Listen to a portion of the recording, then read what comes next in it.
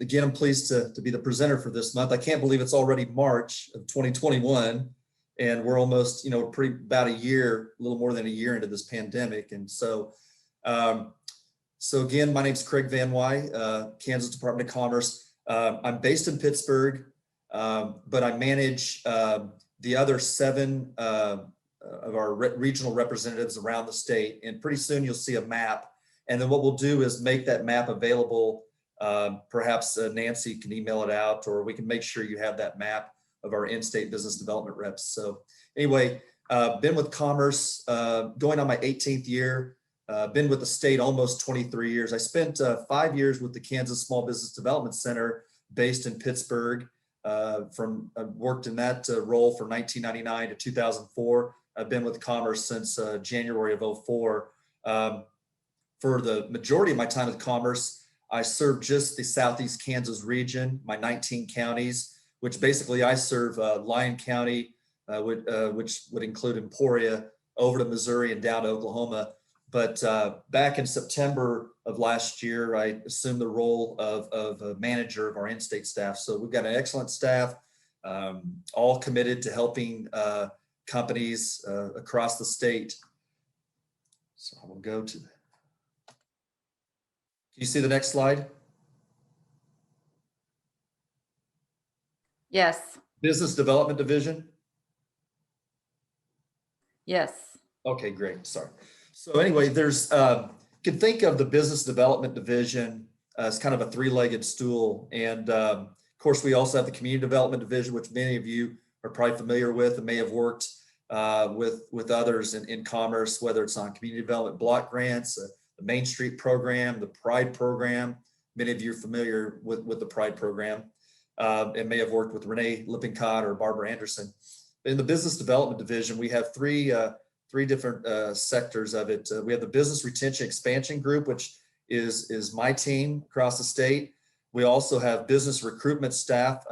We actually have staff in the KC metro area, Springfield, Missouri, Dallas, Chicago, New York, and Los Angeles. And their role is to work with companies, and more often they work with site selection consultants. And these consultants are hired by companies to help them find a new location, or maybe look to relocate their operation from somewhere in the US to another state. And so our recruitment reps work with those consultants closely and promote Kansas as a place to do business. And so again, they promote Kansas and try to bring companies from across the country into our state. Then we also have an International Trade and Export Division, and they're involved in helping Kansas companies increase their exports around the world. And also another role they serve in is trying to attract direct foreign investment into Kansas, trying to attract those companies from other countries to establish operations in Kansas. So we have, they're based out of Topeka International Trade Division, but we also have a kind of not a satellite office, but a contract employees in Mexico City.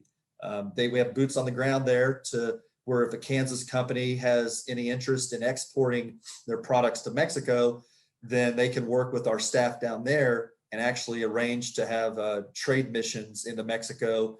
Also, our staff there can help vet new customers, new vendors, or not vendors, but new dealers in that country. When I started with Commerce several years ago, we actually had those type of offices in Beijing, Tokyo, and the UK, but because of budget cuts and just various things over the years, we just have the Mexico City office. However, we can provide export assistance to virtually any country in the world.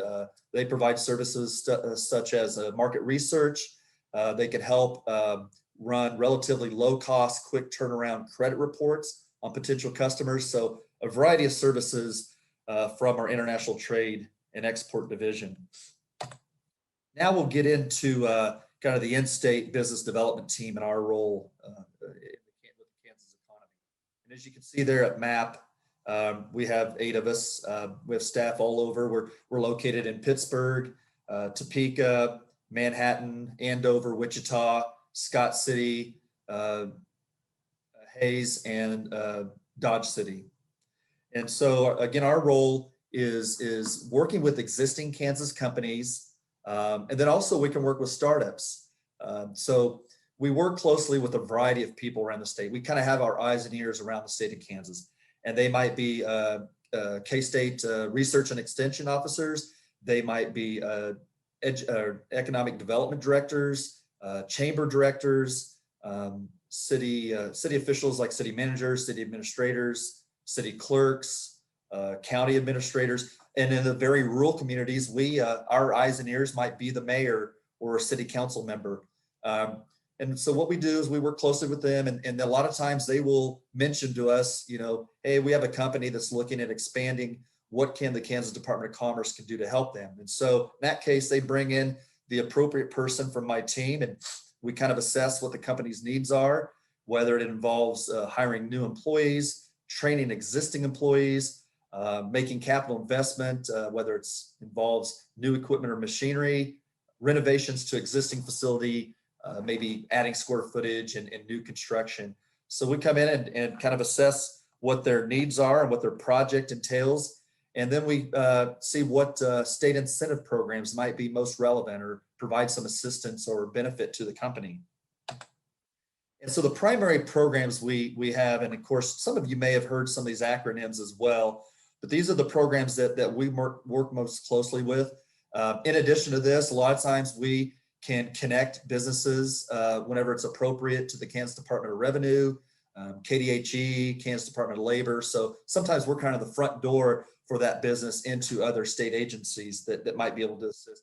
Kansas Department of Agriculture, work closely with Carrie Weefald and her team as well.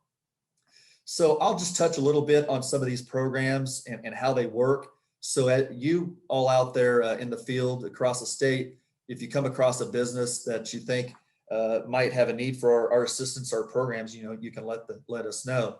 I will say, due to the nature of the programs we have, these are all programs that were passed by through the Kansas legislature in previous years. They tend to work most closely with companies that are involved in manufacturing, logistics, distribution, warehouse, wholesale, some back office operations. Like if you have an office headquarters for a company, then we can work with them. These programs really aren't suited to your primary service, retail, and hospitality. So I just wanted to throw that out there and let you kind of know what types of businesses we work with. I mentioned here at the bottom, also in regards to export assistance, we do have a couple of grant programs. So if companies, for the KITSAP program, Kansas International Trade Show Assistance Program, if you come across a company that's looking to participate in an international trade show, Canada, Mexico, anywhere else in the world, and also we've expanded that to include international trade shows that are done virtually, which we're starting to see some of that because of travel restrictions, then let the appropriate in-state person know, and they can connect you with April Chang to see about a KITSAP grant. What that does is it provides up to $3,500 per company per trade show to help offset the costs for trade show registration, travel, other types of expenses as well. So that's a valuable program. And then also we have the State Trade Expansion Program, or STEP, and there's various layers to that or components, and it can involve grants for website enhancements to help make a company's website more international trade friendly. And so again, if you have a company that may have a need for that, let the appropriate in-state person know, and they can connect them with Chang Lu from our staff. So first, we'll get into the High Performance Center program. And this is a program that hundreds of companies each year achieve what we call HPIP certification. And this is a program, probably one of our only programs that does not have a job creation requirement. And so this is a program that essentially is out there to incentivize companies that pay above average wages and invest in workforce training. And the three primary benefits of this program are state income tax credits that companies can earn on new capital investment. That can be investment in facility renovation, new construction, machinery, equipment, office furniture, office equipment, that type of investment that companies are making. They can earn a state income tax credit equal to roughly 10% of that investment. It's not uncommon for companies that have major projects to earn in excess of $1 million in state income tax credits. One of the nice features about that is these are credits that can be carried forward for up to 16 years into the future if they're not able to utilize all the credits on their next tax return. There's also a sales tax exemption component to this program where a company can earn a sales tax exemption or obtain a sales tax exemption certificate, which will exempt sales tax on materials for new construction, labor and materials for building renovation, desks, chairs, computers, printers, that type of equipment. It's a pretty comprehensive sales tax exemption that's provided for those companies that are HPIP certified. And then also too, some companies earn what's called a training tax credit. And if they, and I won't get too deep in the weeds on this, but there's the potential for companies that invest heavily in training their workforce. There's the potential for a training tax credit up to $50,000 that can be applied against their state tax liability as well. The criteria to become HPIP certified, they must have a eligible NAICS code. And so you'll hear me talk about the NAICS code quite a bit when we talk about the various programs. And so some of you may be familiar with the North American Industry Classification System. It's a 6-digit code that identifies what industry the business is involved in. And so it might be, if it begins with a 3, that means they're a manufacturer. If it begins, with a 4, sometimes they're maybe warehouse distribution. So that's a key code. And so when my team and I visit with a company, one of the first pieces of information we'll collect from them, we'll ask them, what's your NAICS code? And sometimes they don't know. And so if they don't, many times we could just get the business name and address and sometimes their FEIN. And we have the ability, we have access to the Kansas Department of Labor's database. So we have a guy in our Topeka office that we can pass that information on to, and he can look up their NAICS code and see what it is. Now, in some instances, a company's NAICS code may not be truly reflective of their activities. So say, for example, I started a company 10 years ago, and we are a distributor of coffee mugs. And we thought recently, let's start manufacturing those coffee mugs. So maybe when we started the business, we had a warehouse or distribution NAICS code, but we've progressed into manufacturing of coffee mugs. And so now we need to have a manufacturing-based code. And so sometimes a company may want to have the Kansas Department of Labor review their current business activities and see if the code needs to be changed. Long story short is we want the company to have an accurate NAICS code so that we can make sure they're eligible for the programs that are available to them. Besides having an eligible NAICS code, pay above average wages for their industry within the state. So the Kansas Department of Labor publishes each year, generally around July or August, they'll publish a large volume of wage standards by NAICS code for each region of the state. So my team and I, if we want to see if a company qualifies based upon their wage, we'll get their NAICS code, we'll go to the appropriate publication of wage standards, and we'll see how the company's average wage compares to that wage standard. The final criteria to qualify is, I mentioned earlier that this program has helped to set up to incentivize companies that also invest in training. They can participate or actually satisfy the HPIP training requirement in one of 2 ways. They can participate in one of our 2 training grant programs that we'll talk about here in a few minutes, or they can document that they spend at least 2% of their annual payroll on training activities. And many companies don't realize how much they're constantly spending on training, and more often than not, they exceed that standard. Now, I will say there is a bill in the legislature right now being proposed that would eliminate the training component or training requirement from HPIP. And if it gets passed, then what will happen is all companies have to do to achieve HPIP certification is have a eligible NAICS code and exceed the wage standard. But I'll just at least throw that out there because it's something on the horizon that might actually pass.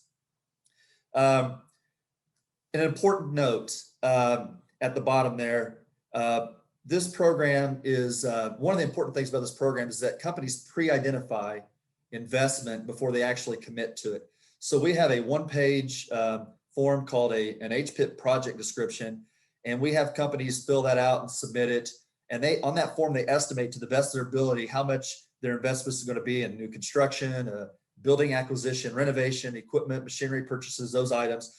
And they get that form submitted before they start contractually committing to that investment. What we mean by committal would be a signed construction contract, a signed purchase order for equipment, a signed real estate contract if you're buying a building or land. So timing is of the essence here in order for that investment to qualify for the state income tax credits. We have a program, this is one of our newest programs, and already now it's been in place, close to 10 years, is the Promoting Employment Across Kansas, or PEAK program. This program was established or created to make Kansas more competitive with surrounding states, especially Missouri and Oklahoma. They both have what's called, I think it's called a Quality Jobs Program. And so for years, we heard from companies that, your incentives primarily involve state income tax credits, sales tax exemption, machinery equipment, personal property tax exemptions, training grants, those type of benefits. So this is a cash incentive that's available for many Kansas companies. And so the benefit basically is a retention, allowing companies to retain and receive a refund of state withholding taxes generated by the creation of net new jobs, of eligible jobs that are being created.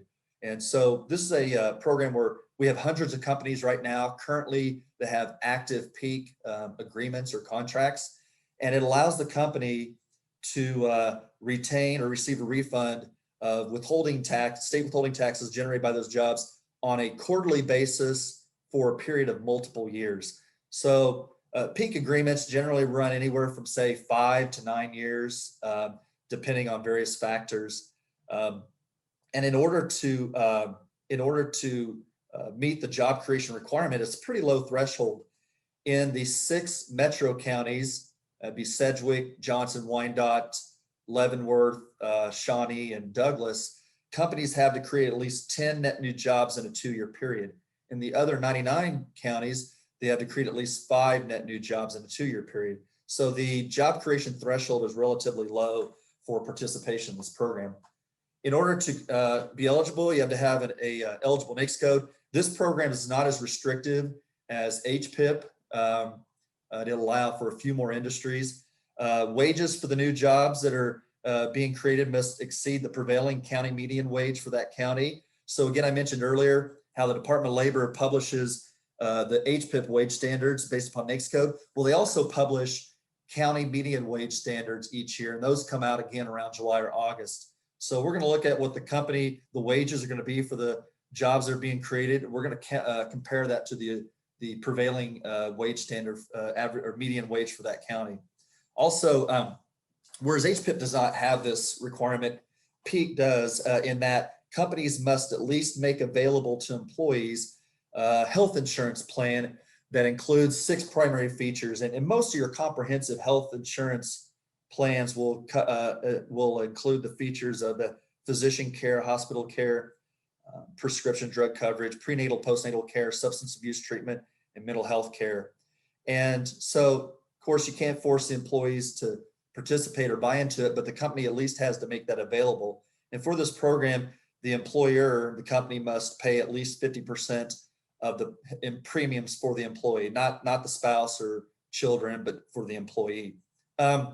An important note on this, as you can see at the bottom, application must be submitted prior to hiring or relocating PEAK jobs. So timing is a key on this as well. If the company is planning to hire several employees, they'll need to get with the appropriate in-state rep on my team and go through the process and make sure an application is submitted before they start hiring those people or relocating jobs from other facilities out of state into Kansas. So we have two primary workforce training grants, and these are two programs that we've had probably longer than the others. I think we've had in place for, I would say, at least 30 years. In fact, they may be two of the original programs created when the Department of Commerce was created back in 1986 as part of the Redwood Crider report or study.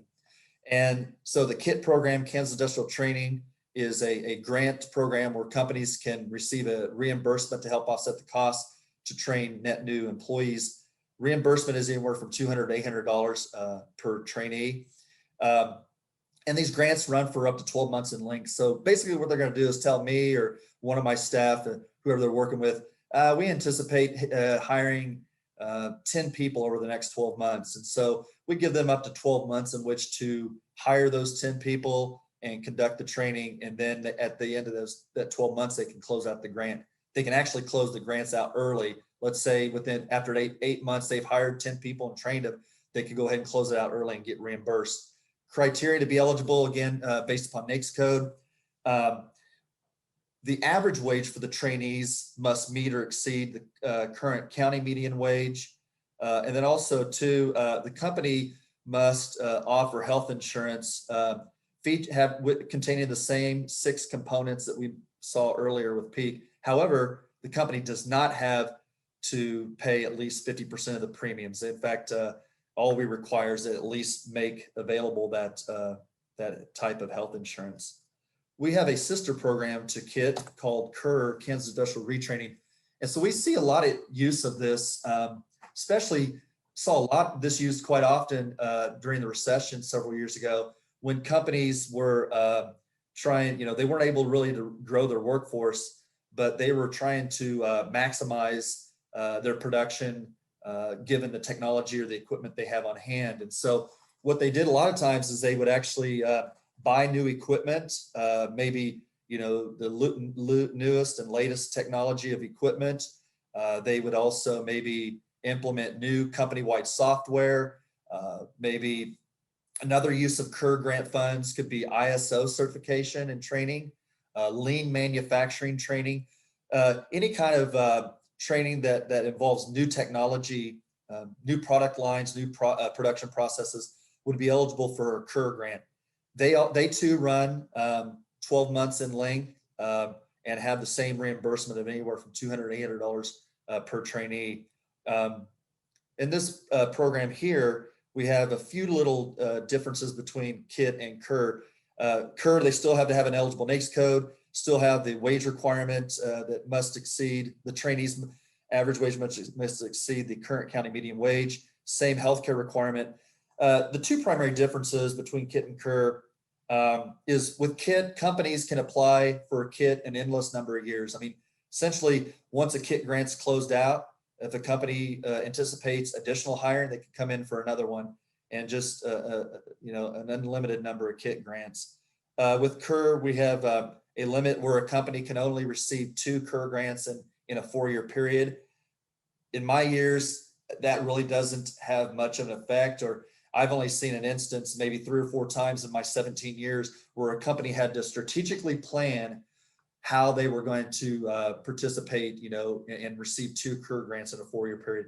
And so those are in cases where companies are, rapidly investing in new technology for their facility. Whereas KIT does not have a match requirement for the company, KIR does. So we have a dollar for dollar match requirement. So, if you have a company that's training 10 existing people on a new piece of equipment that they purchased and the cost is going to be, $10,000, then the maximum they can apply for would be $5,000 through the KIR program.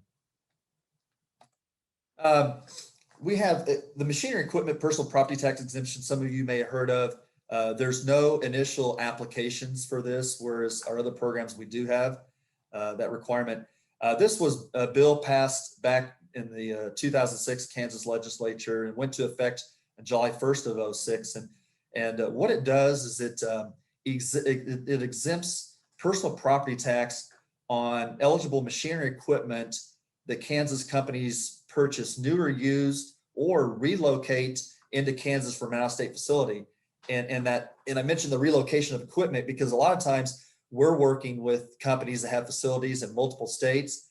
And so sometimes maybe they're shutting down or decreasing production at one of their other facilities, and they move that equipment into the state of Kansas. Well, when they move it into Kansas, it is not subject to personal property tax. In fact, not only is it not subject to the personal property tax, but it also can earn tax credits through the HPIP program as investment in machinery and equipment as well.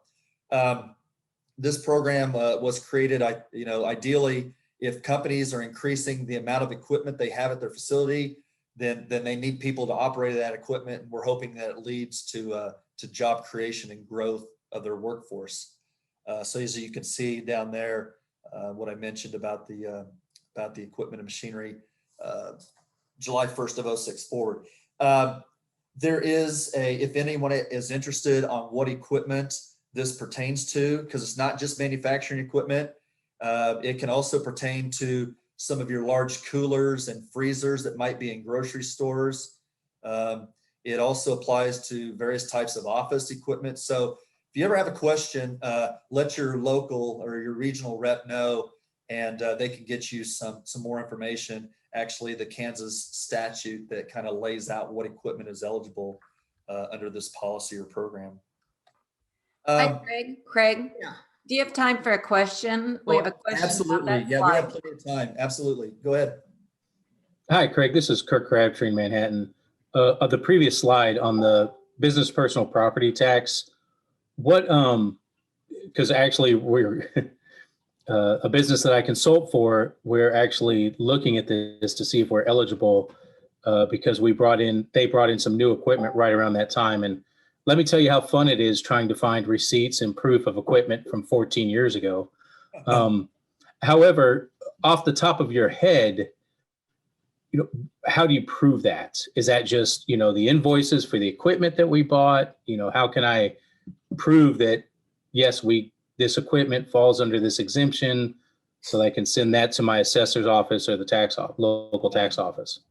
I think probably the best way to get that answer, if you haven't already, I would defer to the county appraiser, because my understanding is that periodically, I don't know if it's every year or how often, is the county appraisers may go out and see what new equipment has been added over the year, since last year, and then they should know that this policy is still in place, and that equipment should not be subject to personal property tax.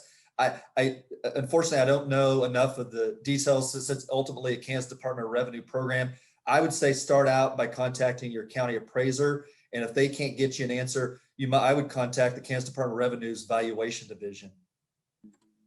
All right. Well, thank you. And actually, the Geary County appraiser was the one that introduced us to this exemption. She's like, look, you need to go back and see if maybe you qualify for this exemption.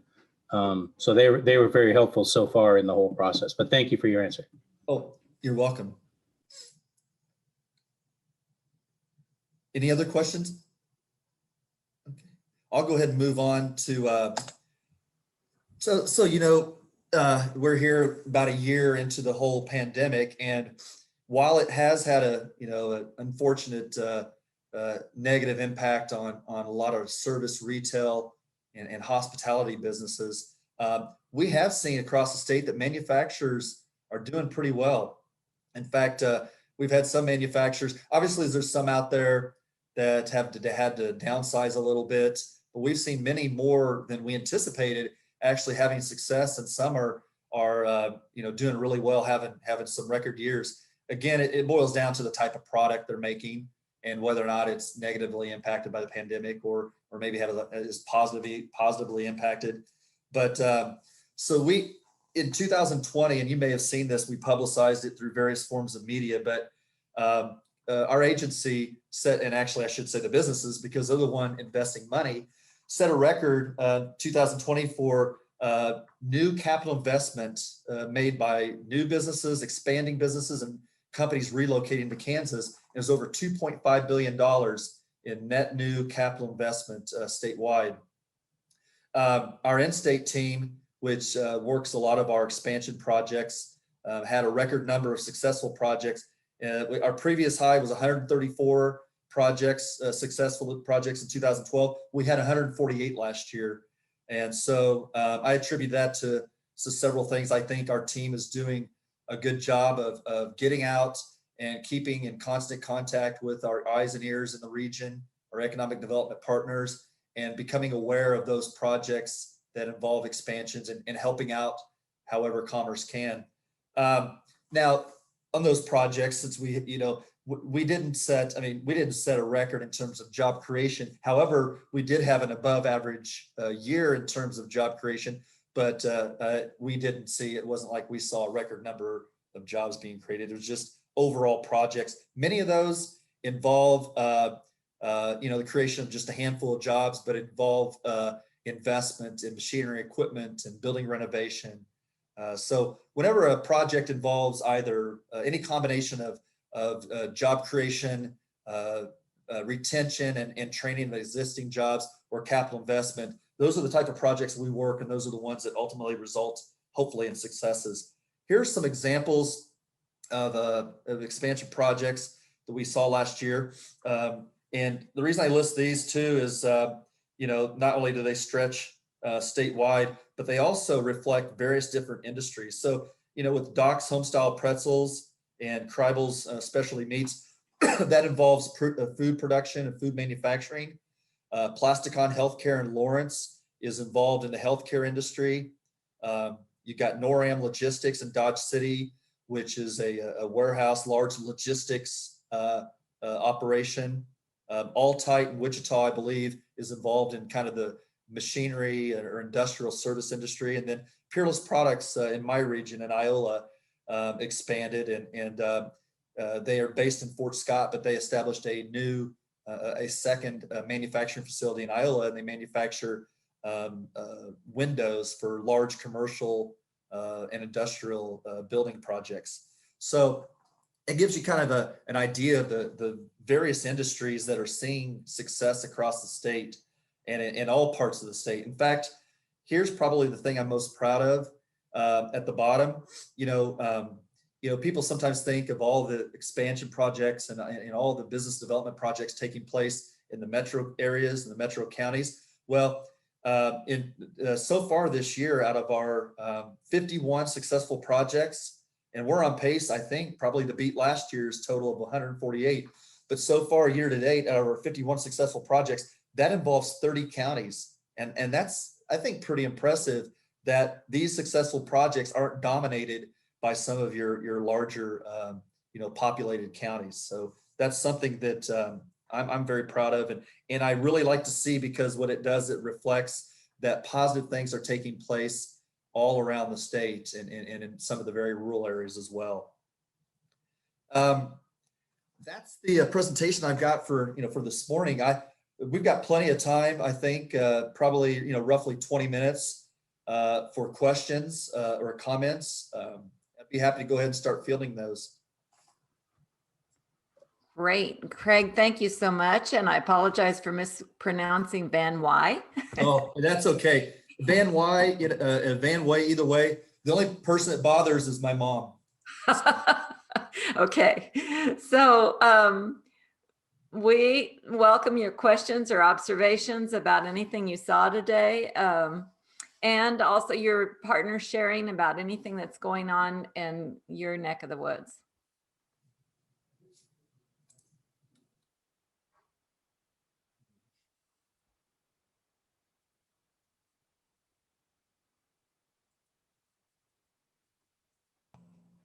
Hi, I wanted to introduce myself. I am Shelley Hansel, and I am the new Community Development Director for Harper County. So I very much appreciate this, but Craig, I have to brag.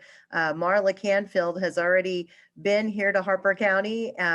We do have a little bit of a history, so I think there was some incentive to come visit, but I just wanted to brag on Marla that, she's been down here, and I look forward to working with all of you. And it may have been review for several others, but the the explanation of all the acronyms helps me a lot. I know. Well, what would a state or federal government program be without an acronym? So, Right? well, hey, and thank you for the comments about Marla. Now, she does a terrific job, and I mean, she's been with us now just about 15 months, and she hit the ground running like many of our other reps on getting out and meeting people around the region. Because, like I said earlier, we can't know about every project or company, so we really one of the most important aspects of our job is creating that partnership with folks like you and others around the state. So if they come across a company that might have a need for our assistance, then we can come out there and help. Well, she was great. We took a little mini tour of the county and identified several businesses that we think we're going to be able to help. So it was Very great. good. It was a productive trip. It wasn't just social. Very good. Oh, no. I understand. Nancy, do you want to check the chat and see if we Yes. have any? Oh, yeah. Yes, so Ron Wilson knows this is wants to note that how impressed we all are with that 30 counties. Craig, I know this isn't your division, but do you know the status of the Rural Opportunity Zone program? So yeah, hi Ron. Too. It's been a while since I've seen you. Yeah. So you're probably this probably regards to the legislation that's proposed to extend the Rural Opportunity Zone program. I don't have that answer right now. What we can do is go ahead and I'm sure I've got your email address. Let me go ahead and have either myself or someone send you an update on that because I know that bill's being worked and I should be able to get you an update here this morning. And Colleen would like to know, will the area reps be able to assist with eligibility and working through the process if a business is eligible for these incentives? Yeah, absolutely. So, and that brings up a good point, probably I didn't mention earlier. So each of these programs, KIT, KER, PEAK, and HPIP, we have a program manager, Topeka, that's really kind of the expert of that program. However, my team and I have enough training to where we can actually help with some of these applications. So by no means will a company just, have this burden, entirely on themselves. They have their regional rep that can help out, and also our program managers in Topeka to provide assistance too with any applications. And also one of the roles of my team and myself is to help keep the business on a certain timeline because, they got their day job to take care of. And so what we can do is try to help them determine, okay, when does, the timing of when each form needs to be submitted. So we can help with timing and we can help with some of the applications too. So we have a question, would a construction company or a utility company qualify under NAICS? It's possible. What they probably want to do is just send that NAICS code. If they know the NAICS code, send it to the appropriate in-state rep, and we can kind of run the traps on that to see if it might be a fit. Now, in some cases, a NAICS code, that doesn't fit manufacturing or warehouse distribution.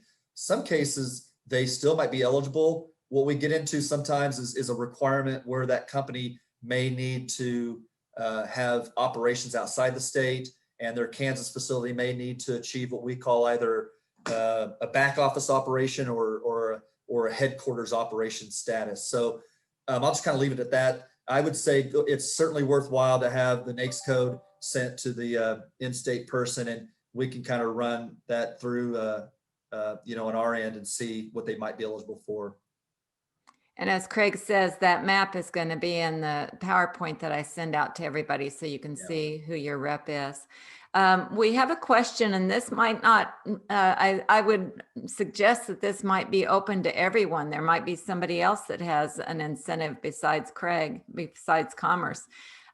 We have a question, are there any incentives you can offer or suggest for small retail business looking to move into a new location and expand services and products? Hers is a baby and maternity boutique offering nursing support and parent education classes. So what I'll mention, and then there might be others who want to chime in too. one thing is you may want to, if you're moving into another building, and if it involves any kind of renovation, if it's a fixer upper, you may check with your city and see if they offer the neighborhood revitalization program. Many communities statewide offer that, and it's a way to get a rebate of some of the real estate taxes that result, the increase in real estate taxes that result from any major renovation of that building. That's one thing I can think of. There may be some others that the attendees can think of that I don't know about.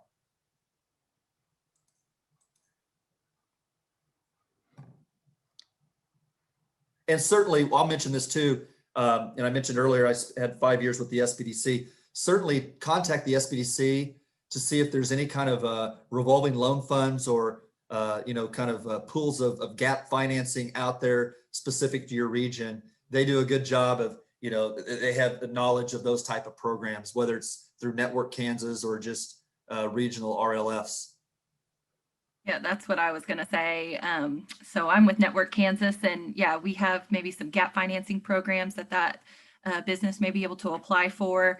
But certainly the Small Business Development Center, or maybe even SCORE, is a good starting resource as well.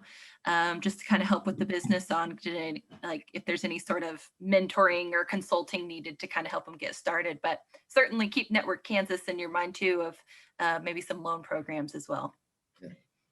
I think the importance of this call is the fact that we want you to see there's a whole network, there's an infrastructure here that wants to support you. And we hope that there's no wrong doors, that if you go to Sierra, she'll help you find the right person. If you go to Craig, he'll help you find the right person. So, yeah.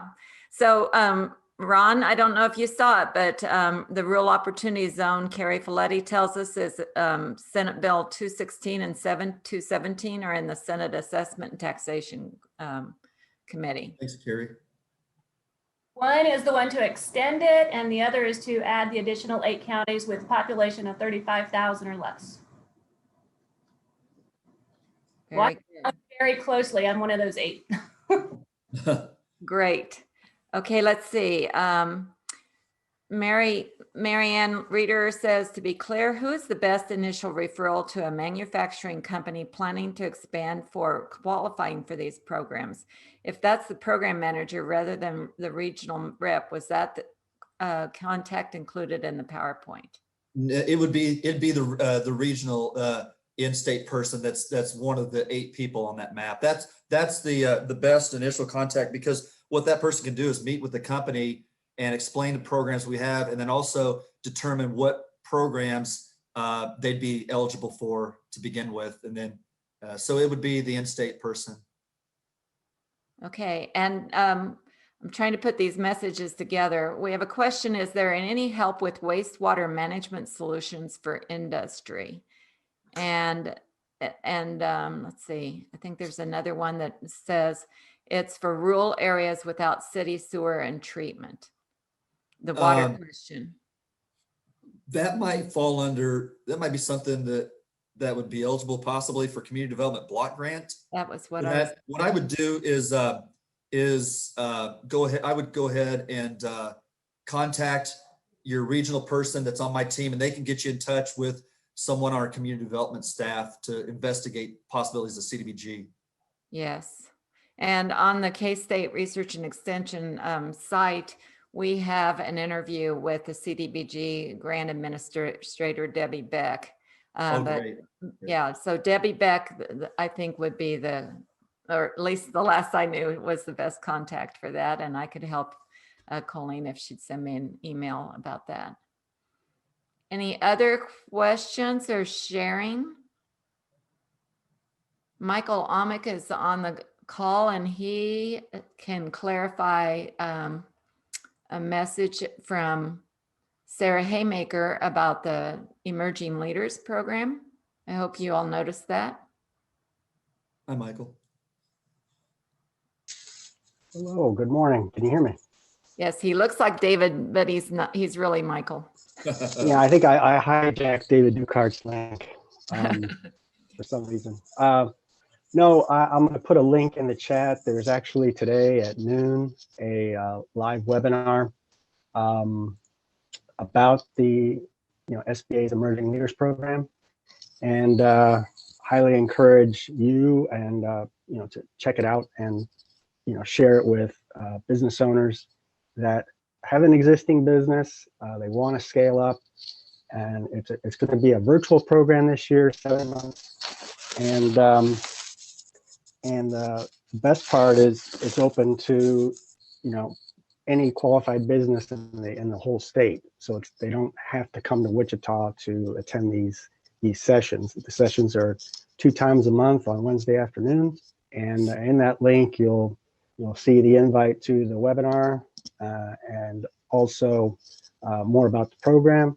And there'll be some recent graduates of the program that'll talk about their experience. So it's very timely, and it's in a couple of hours. So thank you. That's great, Michael, and thank you for highlighting that. I've asked Sarah or Michael to talk about this program in the future, because I think it sounds like an exciting opportunity.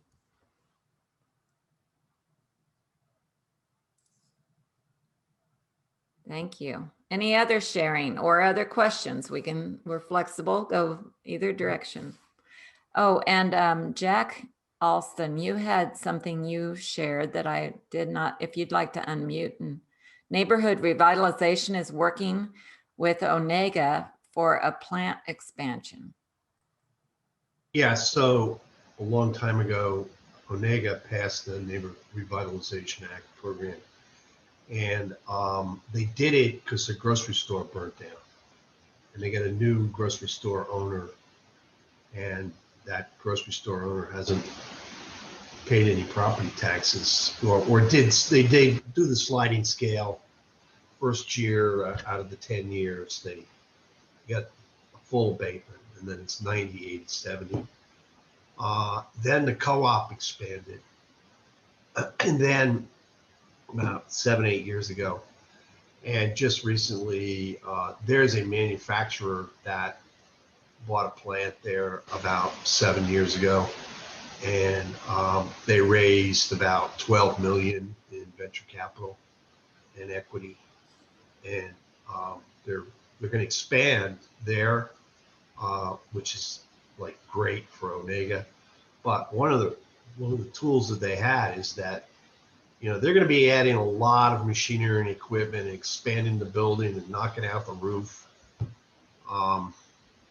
And so we looked it up, and they're going to get the tax abatement, sliding scale for 10 years. So it's really worked up there. We don't have any other, of all of our other cities, we don't have any that have the neighborhood revitalization. And I guess that one of the things Commerce could try to do is talk about it a little more, and the steps that it takes to be a neighborhood revitalization community.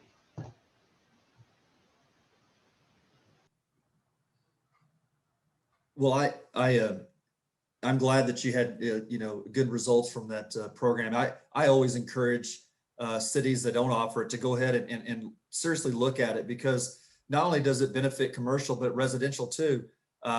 So it's for a wide range of not only building property renovation, but also new construction. And the rebate, maximum rebate is 10 years by state statute, but the rebate can be transferred to a new owner. So and that really relates well on the housing side, which we all know housing is a big issue. But if a developer builds a new house and it's in the revitalization district and sells that home, that the remaining years, that rebate are transferred on to the buyers of the home, and they get to realize the benefit of it. And really, you're not giving up existing tax revenue, because whatever the base tax was on the land for new construction or on that building prior to renovation stays. What you're doing is you're foregoing the increased property tax for a period of years, but then once that rebate schedule, the rebate period ends, then the full amount of property tax is paid. So I'm glad, Jack, you had a good experience with it. When it comes to the finer points of I guess, educating a city or county on how to adopt it, I don't know enough about that myself. What I do, and it's worked in the past, is if I have a city that's seriously considering it, I give them the contact information for 2 or 3 cities in my region that offer it, and they can speak on it from a peer-to-peer standpoint on the different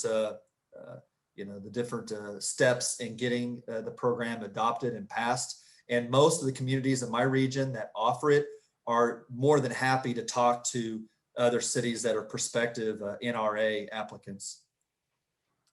Sounds like a good future program too. NRP. What was I talking about? National Rifle Association, Neighborhood Revitalization Program. Too many acronyms. That's great. Yeah. What other sharing do we have? We just have a few more minutes, but that was really valuable, Craig. And I know that people will want to rewatch that.